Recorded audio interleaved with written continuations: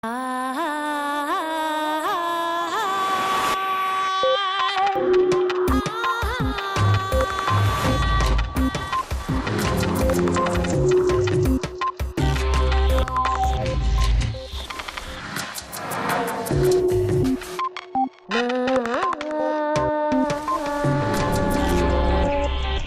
impidiendo que los niños y jóvenes tengan un desarrollo óptimo cuando les privamos del aprendizaje social y emocional. René Dijkstra. Un niño que conoce y sabe gestionar sus emociones no solo tendrá mejores resultados académicos, sino que estará más preparado para el mundo laboral. Mediante programas probados científicamente, es posible desarrollar lo que llaman habilidades para la vida, es decir, una serie de destrezas en el ámbito social, emocional y ético, que complementan y optimizan las habilidades cognitivas e intelectuales. Hoy en Redes, Elsa Punset charla con el psicólogo y experto en educación emocional, René Dijkstra, con quien veremos en qué situación se encuentra actualmente el aprendizaje de esta disciplina y qué ventajas concretas tiene en el desarrollo de niños y jóvenes.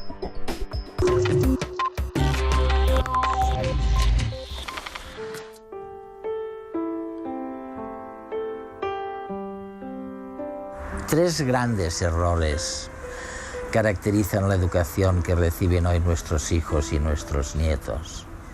El primero es no tener en cuenta dos de las enseñanzas más importantes de la neurociencia. Que la razón no sirve para nada sin las emociones, por una parte, y que el cerebro es un órgano muy sofisticado, difícil de comprender, pero enormemente plástico. El segundo error del sistema educativo es no aceptar que los maestros han de lidiar con la diversidad cultural que existe actualmente en las aulas, pero también con lo que tienen en común todos los alumnos: las emociones, la rabia, los celos, el menosprecio. ¿Cuál es el tercer gran error? El tercer gran error de las escuelas de este siglo es la jerarquización de las asignaturas que arrastramos de siglos pasados. Y es que hoy en día es perjudicial colocar en el último eslabón, detrás de las matemáticas, la lengua y las humanidades, las materias creativas y artísticas. Para corregir estos errores, lo más eficaz es introducir en las aulas el aprendizaje social y emocional. Y es de eso de lo que vamos a hablar hoy en Redes. René, dedicamos tanto tiempo, tanto dinero y tantos recursos a las escuelas. ¿Son necesarias? ¿Para qué sirven? En primer lugar, las escuelas son necesarias porque forman una comunidad de nuevas generaciones que tienen que vivir juntas y trabajar juntas en el futuro para dirigir una sociedad. Y lo cierto es que no hay mejor lugar que la escuela para ayudarlos a descubrirse, a conocerse, a entender cómo lidiar los unos con los otros. ¿Qué modelos de escuelas hemos tenido? Ha habido bastante variedad. Escuelas como las escolásticas, ciertas escuelas latinas que eran ante todo para lo que llamamos formación del carácter de los jóvenes, para ayudarles a crear personalidades que a la sociedad le gustaría tener. Pero el énfasis en la formación del carácter o aprender a internalizar ideologías, como las escuelas religiosas, los seminarios, etc., se sustituyó en los siglos XIX y XX por escuelas que, ante todo, querían preparar a los jóvenes para la economía, para el mercado laboral. Y muchas dicen actualmente que su objetivo es el desarrollo general del niño, que implica el desarrollo del niño en los aspectos cognitivo, intelectual y social, emocional y ético. Lo curioso es que si vas a su plan de estudios, los tres últimos no suelen figurar en él como aspecto formal, integrante de... ¿Te refieres a lo social, emocional y ético? Sí, no tienen clases sobre habilidades sociales, emocionales, ni morales o éticas.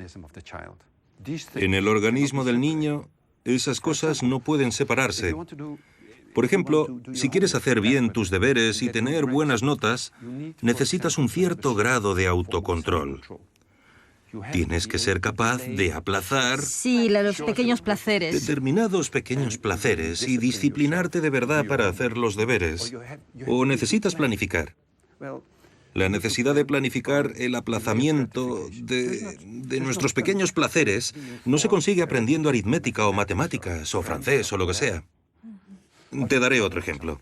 Es extremadamente importante, de hecho es la primera habilidad que aprendes en los denominados programas de aprendizaje social y emocional, que un niño perciba y sea capaz de gestionar adecuadamente sus sentimientos.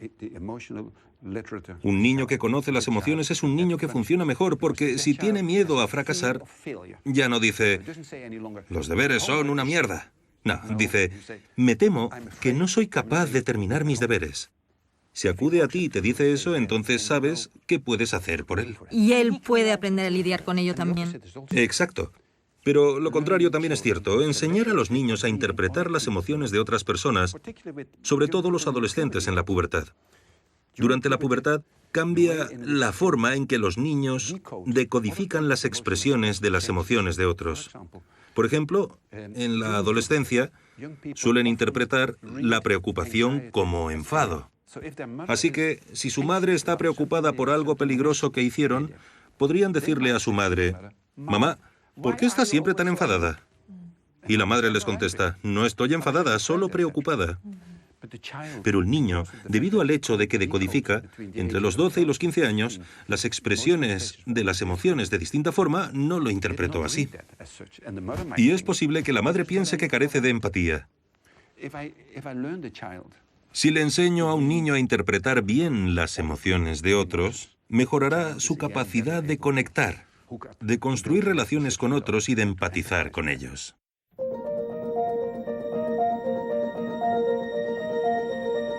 ¿Qué es la inteligencia emocional? ¿Se trata de uno más de nuestros distintos tipos de inteligencia, como la espacial o la verbal? La respuesta es no. Ni tenemos un módulo de nuestra inteligencia dedicado a las emociones, ni se trata de una de las famosas inteligencias múltiples que describió Howard Gardner en los años 80 del siglo pasado. Según la teoría de Gardner, que no ha sido avalada universalmente por la comunidad científica, existen tantas formas de aprender como tipos de inteligencia múltiples básicas: visual espacial, verbal, cenestésica, lógico-matemática, musical, etc. En cambio, hablar de inteligencia emocional implica hablar del funcionamiento de todo nuestro cerebro, con el aval de los enormes avances de la neurociencia de las últimas décadas. Estos descubrimientos nos han permitido sacar a las emociones del rincón profundo y marginado donde se hallaban. Durante siglos, la ciencia no las consideró objeto de estudio y la sociedad las menospreciaba a la hora de tomar decisiones o de emitir un razonamiento. Ahora sabemos que la emoción interfiere con la razón y la razón modifica la emoción. No se pueden separar. Otro descubrimiento capital para poder hablar de inteligencia y de educación emocional es la plasticidad del cerebro. Las experiencias, los pensamientos, los sentimientos, todo está continuamente modificando las conexiones entre las neuronas. Desde el nacimiento hasta la vejez, podemos aprender y desaprender. Incluso nuestras emociones son moldeables. Por lo tanto, la inteligencia emocional no es más que la asunción de que nuestra inteligencia es emocional y de que podemos educarla con las prácticas adecuadas. René, ¿es fácil comprender las emociones? Sí y no. Hasta cierto punto son fáciles de entender porque sabemos cuando una persona o nosotros mismos disfrutamos o estamos nerviosos o tristes o celosos o lo que sea. Por otra parte, también son siempre complejas porque casi siempre tenemos emociones mezcladas, varias emociones a la vez, varias. Pero algunas las expresamos más fácilmente hacia otros que hacia nosotros mismos. Por ejemplo, la mayoría de la gente no tiene demasiados problemas para decir «estoy muy enfadado contigo». Pero podría ser, si lo analizas un poco más, que no se trate solo de enfado, sino de la ansiedad que surge en muchas relaciones. Una chica y un chico discuten. Ella se enfada. Y si le preguntas ¿Cómo te sientes? Contesta, estoy muy enfadada contigo, pero al mismo tiempo es posible que esté muy preocupada. Porque la relación no va bien. Sí, exacto. O por si él la deja o lo que sea. Así que es muy importante, si estás en una situación concreta con emociones que realmente te agobian, aclarar qué emociones intervienen. Por eso es importante aprender a comprenderlas, a ponerles nombre. ¿Cómo podemos hacerlo? Por ejemplo,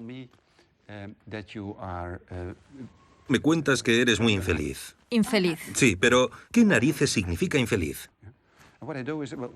Y lo que hago es decirte, dime, Elsa, ¿qué quieres decir con infeliz?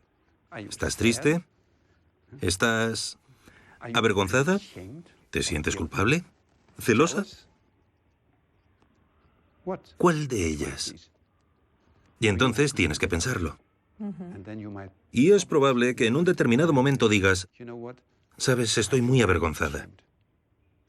Ahora puedo hablar contigo y tú conmigo, porque puedo preguntarte, ¿quieres contarme de qué te avergüenzas? Y cuando te hago esas preguntas y tú las verbalizas, de repente las ves claramente. Y en cuanto las ves claramente, puedes adoptar una postura al respecto. ¿Sabemos distinguir las emociones?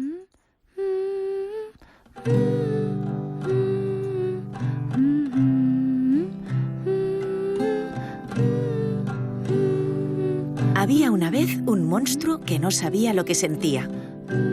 A veces sentía rabia y miedo, o rabia y tristeza, o calma y alegría, o calma y tristeza, o todo a la vez. Se sentía hecho un lío, hasta que aprendió a distinguir que cada hilo tenía un color, y que cada color pertenecía a una emoción diferente. Así, si podía separarlas, era capaz de ponerle un nombre a cada cosa y cada cosa en su sitio, y saber, por tanto, qué es lo que sentía en cada momento. Hasta que un día se encontró con una niña que no había visto nunca y sintió una emoción de la que todavía no había oído hablar. Pero esa es otra historia.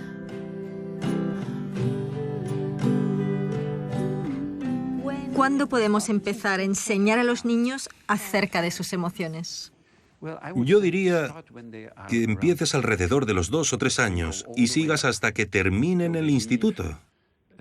Alrededor de los 17 o 18 años, basándote en las distintas etapas de desarrollo. Con 3 años, un niño o una niña se acerca a otro y coge un juguete. Si estás cerca, como adulto, y el juguete no es del niño que lo cogió, sino del otro, uno de los papeles que tienes como padre es parar a tu hijo y decirle, espera un minuto, míralo. ¿Qué estás haciendo? Está llorando. ¿Y por qué llora? ¿Qué tienes en la mano? Es su juguete.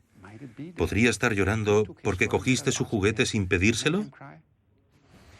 Así le estás ayudando a tu hijo ya a los 3 años a desarrollarse emocionalmente. Y a ser consciente. Sí, a desarrollarse y ser consciente. Y si lo vas reforzando de acuerdo con las fases de desarrollo del niño, le ayudas enormemente. Las emociones son la esencia, el núcleo sobre el que se construyen las relaciones y se toman las decisiones. No son un lujo biológico. Al contrario. Y podemos educar las emociones, no son simplemente cosas naturales que traes contigo al nacer. No, podemos educar las emociones de 2 formas. Aprender a percibirlas, a indicarlas adecuadamente. Expresarlas, pero también a gestionarlas. Entonces, si tantos datos confirman que las habilidades sociales y emocionales son importantísimas para los niños en todos los ámbitos, el empleo, sus relaciones con los demás, su salud mental... Y física. Y física, ¿por qué todas las escuelas no los ponen en práctica de la misma forma que enseñan matemáticas? ¿Por qué no enseñan estas habilidades? La mayoría de las escuelas no lo hacen de forma sistemática. No tienen tiempo, ni apoyo, ni financiación. Pero lo más importante es que no saben cómo hacerlo. No se les ha asesorado respecto a cómo hacerlo de la mejor forma posible. ¿Quién asesora? ¿Cómo se hace? Hay un montón de bibliografía y estudios al respecto. Una de las cosas que indican dichos estudios suele ser tan sencilla como tener clases Y sé que algunos de los directores me dirían, ¿se te ha ido la olla? Sobre habilidades sociales, emocionales y éticas. Clases como las de matemáticas, lengua, etc. Cada semana les enseñas determinadas cosas. ¿Durante cuánto tiempo? Depende un poco de tus metas, pero yo diría que al menos 1 hora a la semana. ¿Cuáles son esas habilidades? Ya hablamos de eso un poco. Una es aprender a percibir y gestionar tus propias emociones. Sí.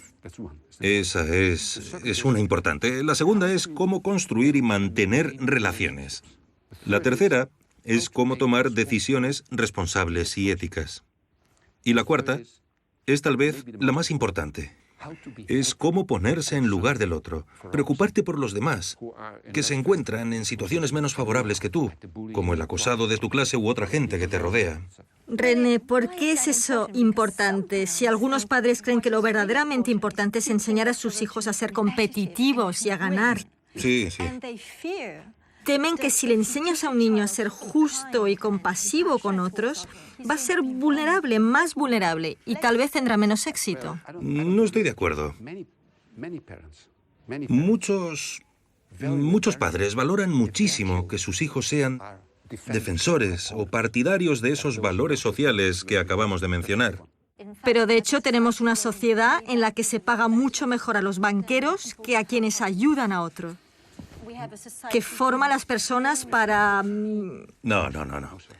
Mira, te pondré un ejemplo de una experiencia reciente. Hace unos 2 años visité a Derek Bock, antiguo rector de Harvard.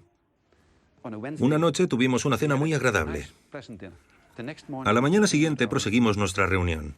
Cuando nos encontramos, estaba muy estresado y casi deprimido. Le pregunté, Derek, ¿qué ha ocurrido? Y me dijo, lo que ocurre es que anoche estaba viendo la tele y estaban poniendo una comisión de investigación del Senado. Y estaba allí Blankfein, el consejero delegado de Goldman Sachs. Y el presidente de la comisión del Senado le preguntó, ¿sabía que su empresa vendió hipotecas basura por $800 millones a un banco holandés? ¿Era consciente de que les vendía basura? Y Blankfein dijo, señor presidente, no es ilegal. Y le dijo, esa no es mi pregunta. ¿Cree que lo que hizo es moralmente aceptable? Y le dijo, señor presidente, no era ilegal. Entonces el presidente cogió 2 correos electrónicos y dijo, uno de sus propios trabajadores le escribió a otro que usted los había felicitado por vender esas hipotecas basura. Y Derek Bock, el antiguo rector de Harvard, dijo, lo que me entristece tanto es que cuando Blankfein se enfadó, comentó que se había licenciado en la Facultad de Derecho de Harvard. En Harvard hicimos algo mal. Si personas así son el producto de nuestra educación, creo que eso lo dice todo. ¿Se puede tener éxito y tener habilidades sociales y emocionales? Hacer la pregunta es responderla. No tengo que dar la respuesta, claro. Nuestro sistema de enseñanza imparte competencias trasnochadas y este hecho participa de la enorme tasa de paro que viven hoy los más jóvenes. Por eso no nos queda otra opción que defender programas que incorporen el aprendizaje de habilidades sociales y emocionales. Ahora sabemos que cada euro invertido en estos tipos de programas se recupera triplicado aproximadamente. Se trata de una buenísima inversión, sobre todo para la sociedad, porque su aplicación conlleva menos conductas delictivas, menos alteraciones en las clases y, lo que es más importante, un rendimiento académico mayor. ¿Podrías hacerme un perfil de un niño sin las habilidades y de uno con las habilidades sociales y emocionales? La cuarta habilidad que no mencionamos de forma demasiado exhaustiva es que enseñas a los niños a enfrentarse de forma ética y eficaz a los conflictos. Es una habilidad muy importante. A los conflictos con sus iguales, con adultos, con futuros clientes. Pero hay algunos conflictos con otras personas que no pueden resolverse. Así que tenemos que aprender a aceptar que disentimos y que nunca uniremos fuerzas. Los niños que no han asistido a un programa de estos normalmente no saben enfrentarse a eso. No saben distinguir entre conflictos que pueden solucionarse Sí. y los que no pueden. Y cuando un conflicto simplemente está ahí, el enfado, la frustración, la agresividad, etc., siguen formando parte del repertorio de comportamientos de esos niños, lo que es triste. Para los niños y para la gente que los rodea. Los niños que han asistido a esos programas aprenden a distinguir entre lo que puede resolverse o lo que no. Cuándo puedes hacer algo y cuándo no puedes. Lo que es tremendamente importante. Por poner un ejemplo, si tus padres riñen en casa entre ellos sobre su relación, como niño difícilmente puedes hacer algo. Pero algunos niños no pueden abstenerse. No pueden porque no han aprendido a distinguir entre ambos. Así que toman partido. Y la cosa empeora. Los beneficios de los programas de aprendizaje social y emocional en las escuelas para fomentar el desarrollo de niños y jóvenes han sido demostrados en 7 ámbitos relevantes. Desarrollo de habilidades sociales. Reducción de comportamientos antisociales. Disminución del abuso de drogas. Incremento de la autoimagen positiva. Aumento del éxito académico. Mejor salud mental. Aumento de comportamientos prosociales. ¿Qué otra cosa haría mejor un niño que tenga habilidades sociales y emocionales? Deja que te ponga un ejemplo impresionante. Una parte del programa de habilidades para la vida es que también enseñas a los niños a enfrentarse a problemas afectivos graves e incluso tus propias tendencias suicidas, sobre todo en alumnos de secundaria. En una de las clases se pide que los niños se reúnan y piensen qué tipos de dolencias o síntomas tiene una persona que padece depresión. Y son muy capaces de hacerlo en grupo. Saben lo que es. Saben lo que es una persona triste. Triste y deprimida. Y una de las preguntas que les hacemos a esos niños es, imaginad que estáis en ese estado durante mucho tiempo. ¿Qué podríais hacer para aliviarlo? ¿Para salir de él? ¿O qué podrías hacer para ayudar a uno de vuestros compañeros a salir de ese estado triste o depresivo? Y con otros piensan todo tipo de formas de hacerlo. Sí. Evaluamos los efectos de esa intervención sobre, por ejemplo, la frecuencia de pensamientos suicidas, de acabar con tu vida, o intentos de suicidio. Y mostraron que aquellos niños que asistieron a los programas, incluso un año tras la conclusión del programa, padecían menos problemas depresivos o pensamientos suicidas y tenían conductas suicidas con menos frecuencia. Lo que demuestra que también en lo que se refiere a la salud mental y las enfermedades mentales peligrosas, los programas merecen mucho la pena. Hacemos lo mismo en uno de los módulos sobre problemas de ansiedad, miedo al fracaso en la escuela, ansiedad social, todos los tipos de ansiedades que puedes tener. Lo que vemos es que un año después de la finalización de los programas, los niños que han asistido se enfrentan mejor a la ansiedad, suelen estar más predispuestos a pedir ayuda o simplemente sufren menos. Dinos más cosas que distinguen a los niños que reciben estos programas. Otro rasgo distintivo muy claro es que los niños que siguen estos programas son capaces de distinguir mejor lo que les gustaría ser en el futuro o lo que tienes que hacer para conseguirlo y lo que te gusta, lo que disfrutas a corto plazo. Así que son más capaces, por así decirlo, de negociar con sí mismos. De trabajar por sus metas. Eso es, sí. Tener metas y trabajar para conseguirlas. ¿Cuánto tiempo lleva formar a buenos formadores en habilidades sociales y emocionales? Los formamos durante 3 días consecutivos y ya en el primer día y medio los reprogramamos, por así decirlo. Porque les enseñamos lo que queremos que enseñen a sus alumnos y les ayudamos a internalizarlo ellos mismos. y luego les damos 2 clases de seguimiento de forma que empiecen sus clases y puedan tratar cualquier cuestión que surja mientras están ocupados con sus niños. Uno de los principios, casi diría los trucos, que enseñamos tanto a alumnos como a profesores es que si estás enfadado, por ejemplo, con un alumno, antes de decidir cómo actuar, echando del aula al alumno, por ejemplo, utilices el principio del semáforo, contar hasta 10. Lo que suelo hacer es enfadar a los profesores y, lógicamente, empiezan a protestar y a gritar y entonces digo, parad el carro, utilizad el principio del semáforo. Entonces pueden ser técnicas muy sencillas. Es muy sencillo.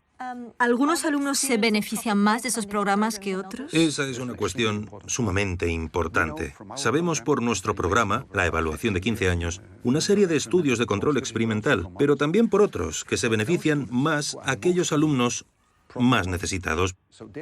Allí donde se encuentran los mayores problemas es también donde se consiguen los mayores avances o éxitos. Lo que implica que, cuando no se proporciona a los alumnos este tipo de programas, los privas todavía de más cosas.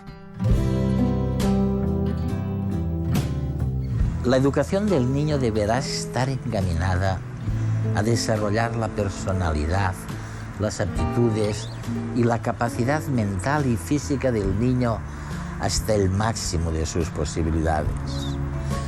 Así lo dice la Convención sobre los Derechos del Niño, que entró en vigor hace más de 2 décadas. La mayoría de las escuelas y de los sistemas educativos del mundo violan ese punto de la Convención, porque la mayoría de escuelas y sistemas educativos no contemplan las medidas necesarias para el éxito académico, social y económico del niño. No se puede optimizar su desarrollo global si no se enseña al niño, entre otras cosas, a focalizar la atención, a distinguir y gestionar sus emociones, a trabajar en equipo, de manera no competitiva necesariamente. Hay una gran revolución educativa pendiente antes de cumplir la Convención sobre los Derechos del Niño de 1990. Vamos con retraso. Padres, maestros y políticos son los encargados de empezar esta revolución.